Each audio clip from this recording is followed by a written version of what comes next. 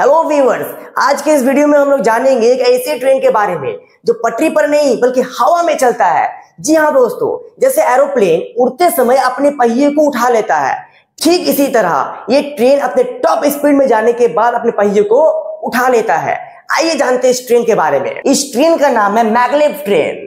Maglev दो सबसे मिलकर बना हुआ है, एक मैग्नेटिक एक लेविटेशन। मैग्नेटिक का मतलब तो आप लोग समझ जाइएगा कि क्या होता है। लेविटेशन का मतलब होता है कि किसी भी चीज को हवा में उठा के रखने की प्रक्रिया। अब यदि हम इन दोनों शब्दों को मिलाते तो मिलकर बनता है मैग्नेटिक लेविटेशन। और इस मैग्नेटिक लेविटेशन का मतलब हो गया कि किसी भी चीज को मैग्नेट की सहायता से हवा में उठा के रखने की प्रक्रिया।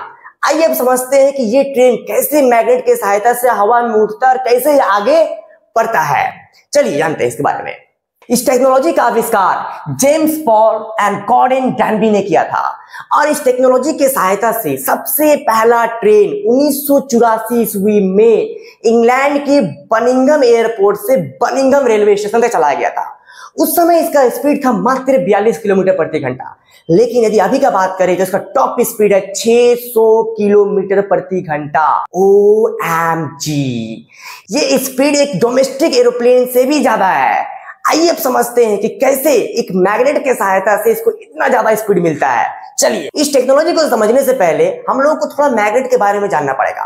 मैग्नेट दो तरह का होता है, एक होता है परमानेंट मैग्नेट, एक होता है इलेक्ट्रोमैग्नेट। और इन मैग्नेट का दो पोल होता है, एक होता है नॉर्थ पोल, एक साउथ पोल। जब आप दो अपोजिट पोल को एक दूसरे के सामने लाइएगा तो एक दूसरे को अट्रैक्ट करेगा, और वहीं पर यदि आप सेम पोल को एक दूसरे के सामने लाइएगा तो एक दूसरे को रिपेल करेगा, नहीं एक दूसरे से दूर जाएगा। और ये इलेक्ट्रोमैग्नेट क्या है कि जब आप किसी कॉइल में इलेक्ट्रिक पास करते हैं तो उसके चारों तरफ मैग्नेटिक फील्ड उत्पन्न हो जाता है, और इसमें जितना ज्यादा आप इलेक्ट्रिक पास कीजिएगा उतना ज्यादा हाई आपका मैग्नेटिक फील्ड उत्पन्न होगा। साथ ही साथ यदि आप जो इलेक्ट्रिक का डायरेक्शन है उसको चेंज कीजिएगा तो आपका इसका पोल भी चेंज हो जाएगा। लेकिन इसमें कमी है। कमी क्या है कि यदि आप इसमें बहुत ही ज्यादा इलेक्ट्रिक पास कर दें तो इसका कॉइल ही जल जाएगा। और इसी कमी को दूर करते हुए एक और मैग्नेट आता है जिसका नाम है सुपर कंडक्टिंग मैग्नेट। इसमें जो प्रतिरोध है वो बिल्कुल जीरो होता है, जिसके कारण इसमें उच्च मात्रा में इसमें इलेक्ट्रिक पावर हो सकता है बड़ी आसानी के साथ। इसमें डीसी करंट फॉलो होता है, इसका वैल्यू है 700 किलो एम्पियर। इसका आप अंदाजा ऐसे लगा सकते हैं कि कोई एक इंसान का जान लेने के लिए 0.5 एम्पियर काफी है। यानी कोई इंसान को 0.5 एम्पियर का झटका दिया गया तो वो इंसान खत्म। और इसमें है 700 किलो एम्पियर। जब इसमें इतना ज्यादा मात्रा में इलेक्ट्रिक पावर होगा तो निश्चित रूप से गर्म होगा, और इसी को ठंडा करने के लिए लिक्विड हीलियम रेफ्रिजरेटर कूलिंग का उपयोग किया जाता है। और इस तरह का 4 सेट मिला करके लगाया जाता है मैगलेव ट्रेन में। और ये जो आपका सेट देख रहे हैं, ये इस पट्टी भी होता है, ट्रेन के उस पट्टी भी होता है, और ये सिर्फ एक जगह पर नहीं होता है बल्कि पूरे ट्रेन में बिछा हुआ होता है। आप देख सकते हैं इधर इधर पूरे हैं, और ये जो आपका इस पट्टी भी है और उस पट्टी भी है। यहां तक तो हम लोग समझ गए कि किस तरह से ट्रेन में जो है सुपर कंडक्टिंग मैग्नेट लगा होता है, और उसका मैग्नेट का जो हीट है उसको कम करने के लिए हम लोग कैसे हीलियम लिक्विड रेफ्रिजरेटर का उपयोग करते हैं। अब हम लोग इसको थोड़ा सा पटरी के बारे में देख लेते हैं। देखिए, इसमें जो है आपका कुछ इस तरह का पटरी का इस्तेमाल किया जाता है। ये आपका बीम हो गया, और यहाँ पर लगा होता है आपका इलेक्ट्रोमैग्नेट। इलेक्ट्रोमैग्नेट जिसे आपको पहले बताए थे कि जिसमें इलेक्ट्रिक पास करने से मैग्नेटिक फील्ड उत्पन्न होता है, आप कुछ यहाँ पर देख सकते हैं। ठीक है, अब यहां पर लगा हुआ इलेक्ट्रोमैग्नेट और ट्रेन के अंदर लगा हुआ सुपर कंडक्टिंग मैग्नेट। आइए अब समझते हैं ये आगे कैसे बढ़ता है। देखिए, ये हो गया आपका ट्रेन का सुपर कंडक्टिंग मैग्नेट, और ये हो गया आपका पटरी का इलेक्ट्रोमैग्नेट। और जो ये पटरी का साउथ पोल है वो ट्रेन के साउथ पोल को रिपेल करेगा, और जो पटरी का नॉर्थ पोल है साउथ पोल को अट्रैक्ट करेगा। सेम चीज इधर भी होगा कि जो साउथ पोल है वो ट्रेन के साउथ पोल को रिपेल करेगा, और जो नॉर्थ पोल है उसको अट्रैक्ट करेगा।